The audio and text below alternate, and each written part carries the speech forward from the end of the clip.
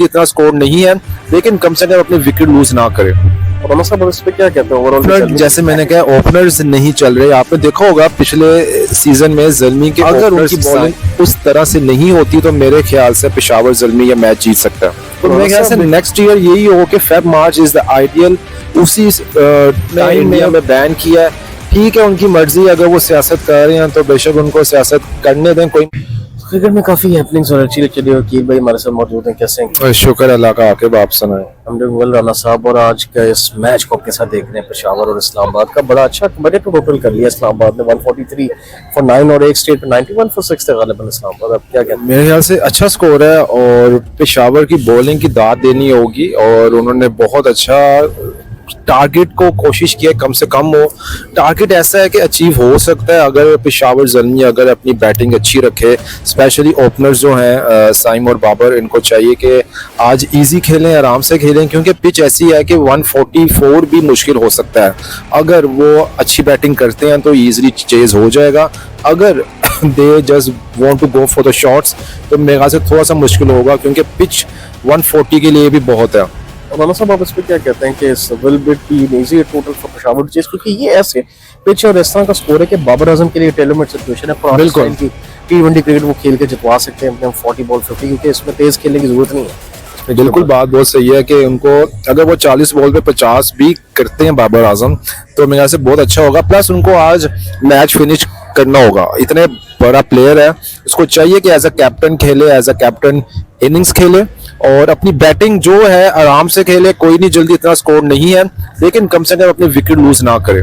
और राना साहब इस पे क्या कहते हैं ओवरऑल के ज़ल्मी की बैटिंग को? अगर आप ओवरऑल देखें, आज ऑब्वियसली चेज भी करना चाह रहे हैं। अब क्या वजह लग रहा है कि बैटिंग क्यों इतना स्ट्रगल करिए बाबर आजम में? आपको लगता है बहुत ज्यादा है और यही मुल्तान में भी रिजवान के साथ भी हो रहा है? क्या देखें, काफी टाइम से देख रहे हैं कि ज़ल्मी की बैटिंग बैटिंग स्ट्रगल कर रही है। टैलेंट जरूर है, लेकिन ओपनर, जैसे मैंने कहा, ओपनर्स नहीं चल रहे। आपने देखा होगा पिछले सीजन में ज़ल्मी के ओपनर्स साइम और बाबर बहुत अच्छे थे।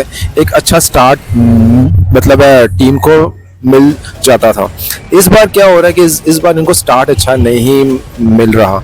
तो मेरे ख्याल से पेशावर को इस मैच के लिए अच्छा स्टार्ट चाहिए और अगर ये अच्छा स्टार्ट लेते हैं तो उसके बाद जो बैट्समैन आते हैं उनको चाहिए कम से कम मैच जीतने की तरफ लेके जाएं, विकेट लूज ना करें, लूज शॉट्स ना खेलें, प्रॉपर शॉट्स खेलें और इंशाल्लाह ये मैच जीत सकता है ज़ल्मी। और इस्लामाबाद का आज की परफॉर्मेंस को कैसा देख रहे हो? कितना इंपॉर्टेंट मैच है उनके लिए? कल भी उनका ऑब्वियसली कोटा के साथ भी मैच है। बिल्कुल। क्या देखते हैं कि आपको तो नहीं लग रहा कि इनका मोमेंटम आहिस्ता आहिस्ता इस्लामाबाद देखिए, टाइम पे गिर रहा है? लाहौर से हारने के बाद मुझे थोड़ा सा फील हुआ कि इनकी बैटिंग स्ट्रगल कर रही है और मेरे ख्याल से इस्लामाबाद की बॉलिंग से अब हमें होगा आइडिया के आर दे अंडर प्रेशर और नॉट।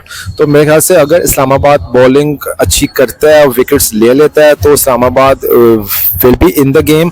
अगर उनकी बॉलिंग उस तरह से नहीं होती तो मेरे ख्याल से पेशावर ज़ल्मी ये मैच जीत सकता है। खुराना साहब एक और बात है, रिकी पॉन्टिंग ने बड़ी इंटरेस्टिंग बात कर दी है कि पीएसएल और आईपीएल का इकट्ठे होने की वजह से जो है आईपीएल के अंदर उनको क्वालिटी प्लेयर रिप्लेसमेंट्स नहीं मिल रही, क्योंकि ऑब्वियसली जो प्लेयर्स जो सेकंड स्ट्रिंग है, जो स्ट्रॉन्ग प्लेयर जैसे डेल मिचेल को भी डेविड वार्नर भी वो पीएसएल में आके खेल। बिल्कुल। इस पे क्या कहते हैं? एक किस्म की स्टेटमेंट विक्ट्री नहीं है पीएसएल के लिए? हाँ, बात उनकी बहुत अच्छी है और मेरे ख्याल से इसमें पीएसएल की विक्ट्री जरूर है। उनको भी आइडिया हो गया होगा कि लोग पीएसएल भी देखते हैं, लोग पीएसएल को फॉलो करते हैं। इंटरनेशनल जब आता है कोई भी खेलने यहाँ पे पाकिस्तान में तो जाहिर सी बात है पूरी दुनिया में उसका नाम होता है। तो मेरे ख्याल से डेफिनेटली अगर आप देखें तो टीम कॉम्बिनेशन देखा जाए तो पीएसएल का ज़्यादा अच्छा है, बैटिंग बॉलिंग वाइज भी।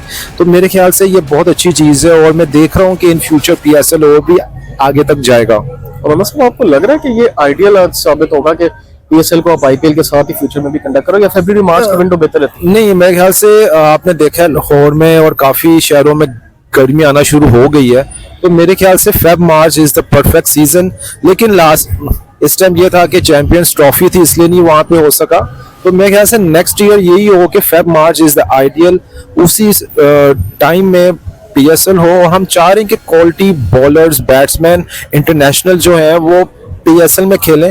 तो अगर ये पीएसएल आईपीएल डिफरेंट टाइमिंग्स पे होगा तो जाहिर सी बात है दोनों लीग्स को फायदा होगा इसमें।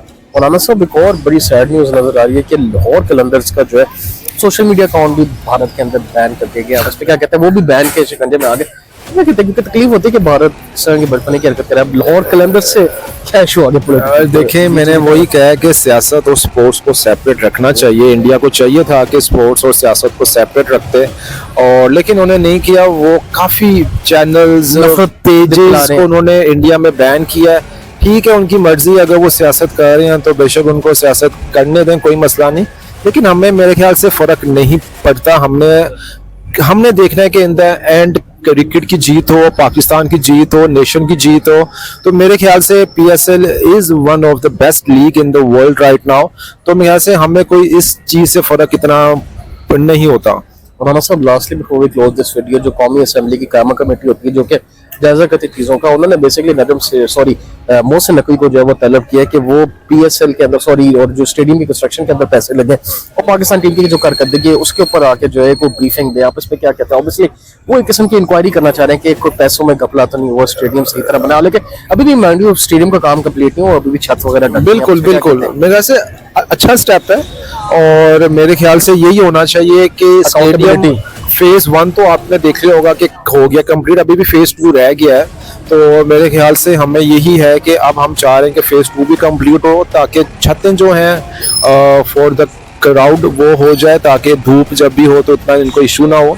तो मेरे ख्याल से अच्छा स्टेप है। इन द एंड हम वही चाह रहे हैं कि जो भी हो हमारे हक में, हमारी कौम के हक में और स्पोर्ट्स के हक में अच्छा हो। चलिए राना साहब, thank you so much for कोशिश करते हैं और मैंने जिनका स्वागत है। That's it for the video. Quick pulse के पेज को लाइक करें, फॉलो करें, सब्सक्राइब करें for more content like this. सब तक के लिए मुझे और अकील भाई को दी इजाजत है। अल्लाह हाफिज, टेक केयर।